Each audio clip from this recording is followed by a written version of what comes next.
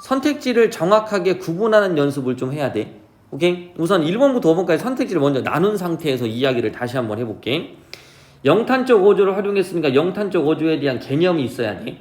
그 다음 뒤쪽에 화자의 정서를 제시하고 있다라고 나와 있는데 영탄적이라는 것에 대한 개념이 형성되면 뒤에 나와 있는 화자의 정서를 제시한다라는 효과나 이 표현 방법을 사용하게 된 목적 같은 것들이 나온단 말이야.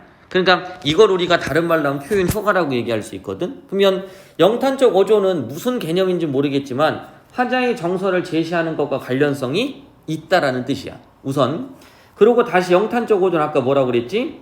첫 번째로는 그렇지. 영탄적 어조에 대한 설명적 또는 서술적 풀이가 될 수 있어야 된다고 그랬고 그거보다 더 중요한 건 문제에서는 뭐가 있다고요? 어떤 규칙, 형식적 규칙이 존재한다고. 그럼 하나만 얘기할게. 영탄적 어조의 형식적 규칙은 뭐냐면 우선은 이런 게 쓰이면 돼. 옆에 잠깐 써봐. 하고 느낌표 뭐뭐구나 뭐뭐구나 이런 게 쓰이면 된대. 됐어? 자 그럼 이렇게 문제를 낼 수 있는데 여기서 이제 한 단계 더 들어가. 뭐가 들어가냐면 말 바꾸기. 뭐가 된다고? 말 바꾸기. 말 바꾸기라는 게 또 도대체 뭡니까? 구나를 배웠더니 갑자기 선생님이 이런 말을 쓴 거야.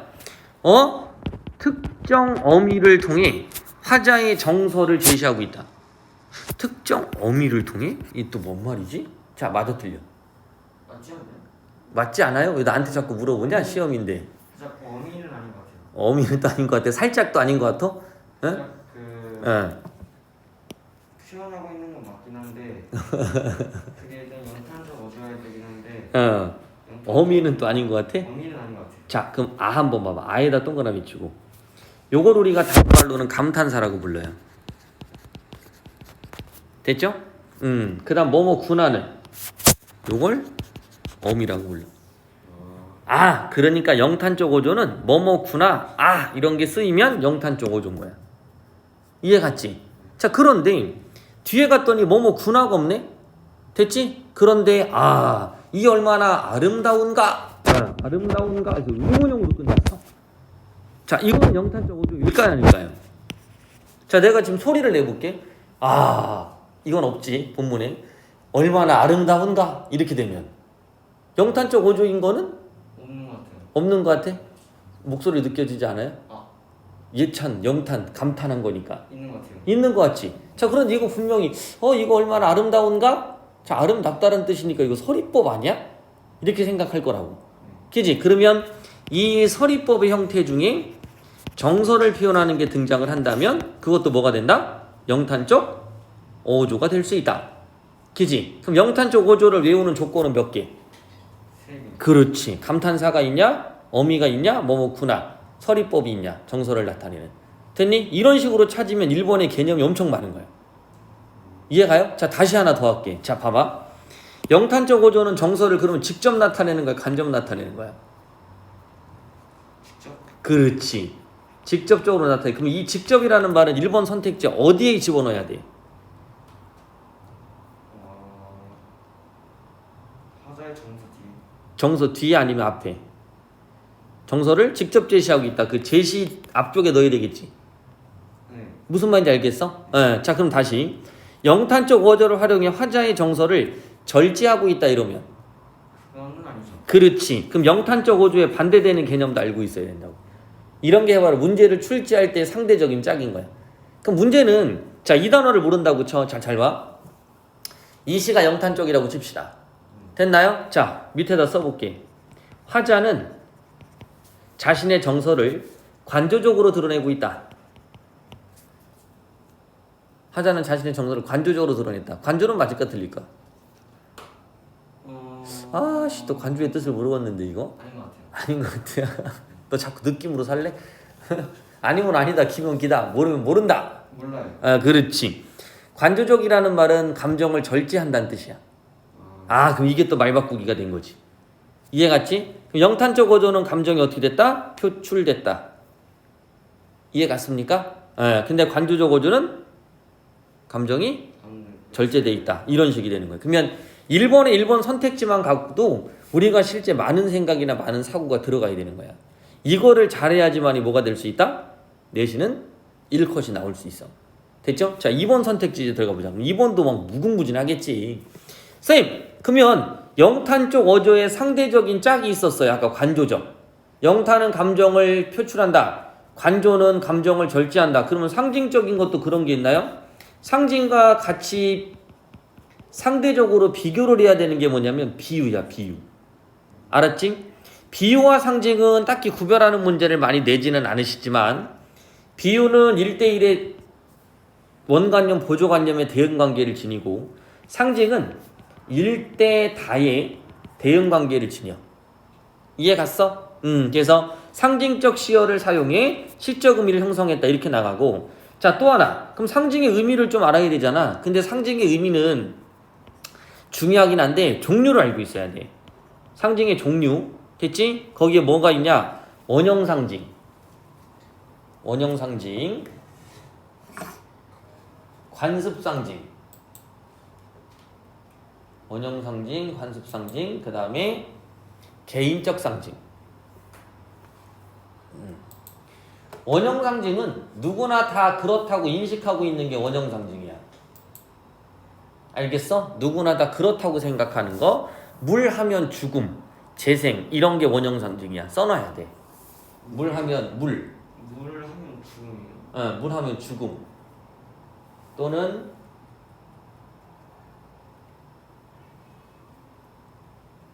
재생. 이런 것들이 원형상징의 의미고 관습상징은 뭐냐면 두 번째가 이제 관습상징인데 관습상징. 이 관습상징이라는 것은 특정 사회나 집단에서만 인정하는 거야. 그러니까 사회가 바뀌면 그게 달라져. 오케이? 예를 들면 흰 옷 그러면 보통은 순수함 이렇게 들어가지. 그지? 그러면 원형상징이야. 누구나 다 그렇게 생각할 거니까. 자, 그런데 흰 옷 했는데 이게 바로 죽음을 의미한대. 그럼 흰 옷이 죽음인 건 어느 나라겠어? 동양. 이해 갔니? 그래서 이런 것들이 관습상징이야. 그래서 특정 지역, 특정 사회, 특정 집단에서만 인정되는 것이 관습상징이다. 알겠지? 자, 그럼 이렇게 보자. 잘 봐. 매화야, 매화. 매화. 매화는 지조와 절개를 드러내. 그럼 무슨 상징이야?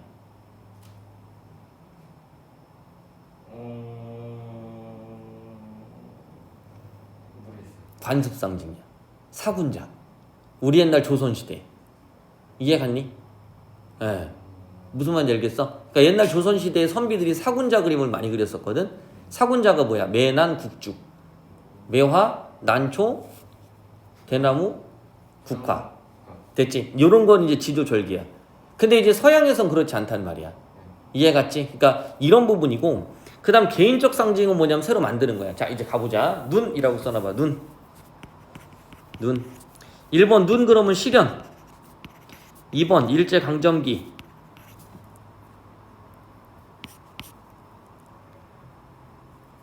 됐어? 자, 실현 그러면 이건 뭐야? 원형상징이야. 눈. 자, 일제강점기 그러면 연습. 그렇죠. 관습상징이야? 이건 개인상징이야. 이해가 안 돼? 자, 여기 봐봐. 특정 사회나 집단의 관습처럼 습관처럼 내려온 거거든. 근데 눈이라는 것은 실제 우리 문화를 형성할 수 있는 건 아니지. 그러니까 일제강점기라는 걸 떠올린 거는 바로 이거는 이육사라는 사람이 그냥 눈이라는 것을 이건 일제야 라고 생각을 한 거야. 일제강점기. 이런 것들이 개인상징. 이해 갔어? 예, 그러니까 요거를 설명을 안 하고 학교에서 문제를 냈기 때문에 그때 당시엔 아이들이 많이 틀릴 수밖에 없었던 거지. 대체 구별하기가 너무 어렵잖아. 이해 갔죠? 예, 이제 그렇게 판단 한번 해주시면 그때 나왔던 건 뭐냐면 이런 문제가 나. 자, 여기 봐봐. 학교에서 설명을 다 한단 말이야. 너희 앞에 배운 시가 뭐가 있었지? 수호제기? 등등. 수어제기, 문학 또 프린트도 하나 준 거 없었나? 허생전. 허생전만? 향수. 향수. 자, 향수 한번 보자. 향수에서 이제 질화로에 제가 식어진 거 쭉 나오고 함부로 쏜 화살이야, 화살. 함부로선 화살이 뭐 이렇게 나왔어. 이때 화살은 자기의 동경을 나타낸대. 원형 상징, 관습 상징, 창조, 개인 상징 중에 뭐에 해당해? 키. 그렇지, 그렇게 되는 거야 그냥. 옛날에 이제 이런 문제가 나왔다는 얘기야. 그럼 뭐라고 나왔냐면 그건 이런 식인 거지. 화살을 이해가지? 화살을 원형 상징적 이미지를 바탕으로 됐지? 어렸을 때 유년 시절의 동경을 나타내 이렇게 문제를 낸 거야.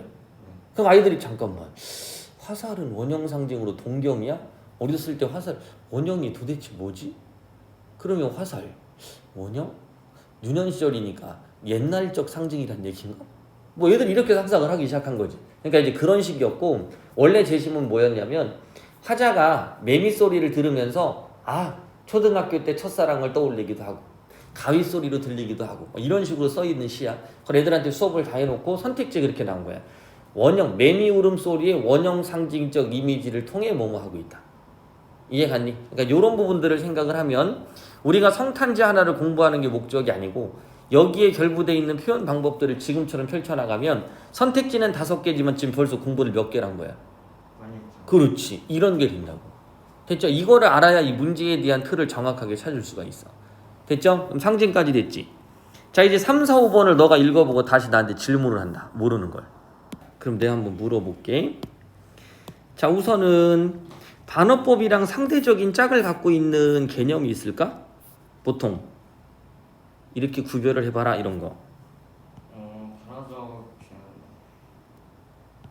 있을 것 같은데 없을 것 같은데. 없을 것 같아? 역설 써봐. 역설. 역설법과 반어법은 실제 두 개가 헷갈리지 않아? 헷갈리긴 하죠. 그러니까 요런 게 바로 상대적인 짝이라고 생각하면 돼.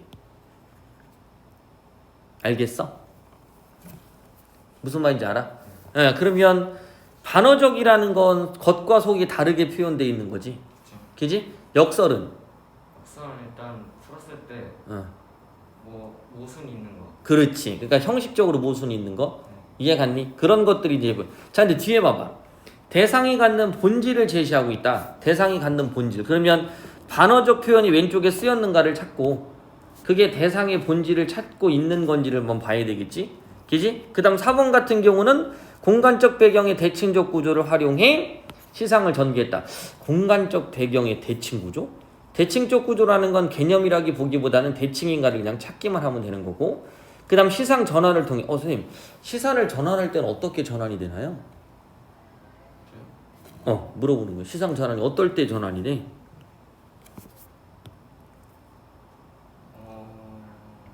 제일 많이 쓰이는 게 그러나. 됐죠? 그 다음 두 번째 그러나가 나오지 않더라도 태도 변화. 태도가 변하는 것도 시상이 전환이 되는 거야. 그 다음 지금처럼 과거 현실을 바꿔서 표현할 때도 전환이 될 수는 있겠지.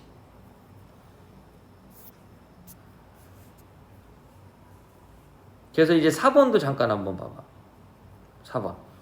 거기도 보면 전환이라는 말이 나와 있는데 전환이 되면 대조가 되거나 전개 아니에요? 저희는 전개라는 거.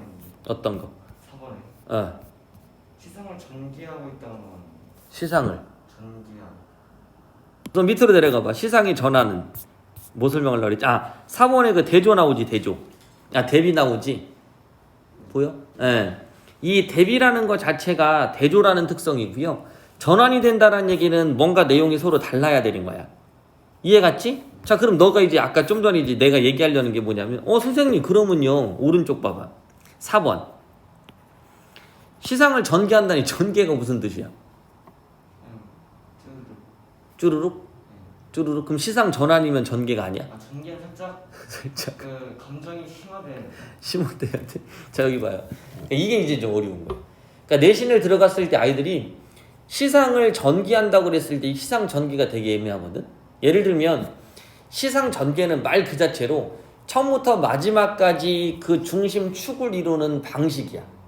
예를 들면 봄, 여름, 가을, 겨울에 내가 했던 추억을 나타내면 시간의 흐름에 따라 전개되는 거거든. 됐지? 근데 중간에 이렇게 나오는 거야. 나는 이렇게 여름을 보냈다. 됐니? 그러고 다른 얘기를 막 잔뜩 해. 이해가지? 그러면 중간에 시간의 흐름을 드러내는 문장이 하나밖에 없는데 그런 부분도 시상 전개라고 봐야 되느냐? 이건 아니라는 거야. 이해갔지? 그건 이제 너희들이 이제 요번 2학기 때 배울 거야. 상충곡. 상충곡을 보면 공간의 이동은 맞는데 시간의 흐름은 아니다. 이런 식의 표현. 왜 시간의 흐름 표현 있는데요? 그건 그 구절 하나지 시상 전개 자체는 아니라는 거야. 그러니까 시상 전개라는 건 좀 더 넓은 개념이지. 서론부터 결론까지 또는 처음부터 끝까지 관통하고 있는 통일적인 방식이 존재하는 거야. 무슨 말인지 알겠지? 그래서 시상 전개라는 말도 굉장히 중요하다. 됐니? 그러면 그 전개가 되는데 그때 한번 뭐가 된다고? 울컹하고 전환이 된다는 거지. 반대가 된다든지 대비가 된다든지. 이해갔지? 전체 틀이. 무슨 말인지 알겠어? 이제 그거를 좀 머릿속에 기억을 해주시면 되겠죠. 이해 갔어? 그리고 과거와 현실을 뭐하고 있다? 대비적으로 그려내고 있다. 되니? 그럼 대비가 되려면 하나가 더 부각이 되는 거야. 다른 하나에 의해서. 됐죠? 과거는 긍정적이었는데 현실은 부정적이다. 이것도 대비가 될 수 있고. 됐죠? 그런 부분들을 찾아준다고 생각하면 돼. 자, 문제 푸는 방식을 조금은 이해했습니까? 문제 출제 의도도 대충은 이해하나? 대충. 대충은 이해가지. 자, 그럼 이제 가볼게. 2번 선택지 봐봐. 2번 문제. 2번 문제에 복이라는 작품은 내가 몰라. 됐니? 예. 그럼 이제 1번 가지고 1번부터 5번까지 제시문을 가지고 분석을 해주시면 돼. 무슨 말인지 알겠니? 예, 그것만 내가 찾아주면 그 다음부터는 이게 어떤 정서를 볼 수 있겠다 이런 걸 볼 수 있다고. 자, 성탄제 아직 안 배웠지? 그지? 자, 성탄제는 아직 안 배웠지만 앞으로 넘어와봐. 주제가 뭐야? 주제가 순수한 사랑에 대한 그리움. 오케이. 들이 넘겨. 자, 2번 문제. 시간을 5초 줄 테니까 풀어. 이때 초점이 되는 건 달리라는 말이지. 네. 그러면 그리움이라는 정서가 초점이 되는 거지. 네. 자, 그걸 가지고 이제 달리로 갔어. 자, 이제 거꾸로 가자 이제. 자, 뒤에 밑줄 쳐. 2번, 3번, 4번, 5번에 과거에 대한 묘사. 자, 3번은 시상을 지각하는 주제. 선생님, 이 시상이 또 나왔네요. 네. 그지? 시상을 뭐 한다? 지각하는 주제. 그렇지. 그럼 시상을 집약한다는 소재가 나온 거니까 이 전체의 내용을 뭐 할 수 있는 거? 찍어줄 수 있는 거예요? 그렇지. 그게 바로 집약이란 뜻인 거예요. 됐죠? 자, 4번은 다른 공간을 연결하는 매개체. 그렇지. 연결하는 매개체가 초점이란 얘기고요. 5번은 이거는 살짝 그냥 독백적어죠. 그렇지. 그것만 알고 있으면 돼. 그지? 자, 여기서 이제 우리가 모르는 단어는 있어 없어? 특징 있죠. 뭐? 독백적어죠. 독백적어죠. 그 다음 매개체. 매개체 그다음에 없어요. 없어. 묘사는 뭐야? 묘사요. 너. 자, 묘사 됐어? 자, 그럼 이런 부분들을 제시문에 가서 우리가 판단을 해야 되는데 묘사는 그림 그리듯이 나타나는 게 묘사야. 알겠니? 그림 그리듯이. 그림 그리듯이라는 건 뭐냐면 어떤 표현이 나와 있을 때 그 표현들을 바탕으로 해서 하나의 그림을 그릴 수 있다고 생각하면 좀 편해. 이해 갔지? 그렇게 생각을 한번 해보면 되겠지. 자, 그 다음에 뭐 매개체는 거기도 써있지만 서로 다른 공간을 연결하는 거니까 어떤 A라는 대상과 B라는 대상을 서로 연결할 수 있는 거야. 됐지? 그러면 과거를 떠올리는 매개체 그럼 해상의 매개체라고 부르게 될 거고. 이해 갔지? 그 다음 뭐 님과 나의 뭐 거리를 좁히는 매개체다 그럼 그 좁히는 매개체가 될 거고. 무슨 말인지 알아듣겠죠? 이제 그런 식으로 봐주시면 되겠지. 자, 그 다음 독백적 어조는 자신의 내면을 그대로 다 드러낸다고 보면 돼. 이해 갔지? 그것만 판단해 주시면 그러면 아마 문제 푸는데 도움이 되겠다. 됐니? 그렇게 생각해 보면 되지. 자, 그래서 문제 푸는 방식에 대한 선택지를 한번 정리를 한번 해봤거든. 그러면 3번, 1번도 봐봐. 극적인 장면 구성, 극적인 장면. 무슨 뜻이야, 극적인 장면? 상상하지 말고, 네, 알아요. 이 뜻입니다. 몰라요. 이렇게 가야 돼. 아는 것 같아요.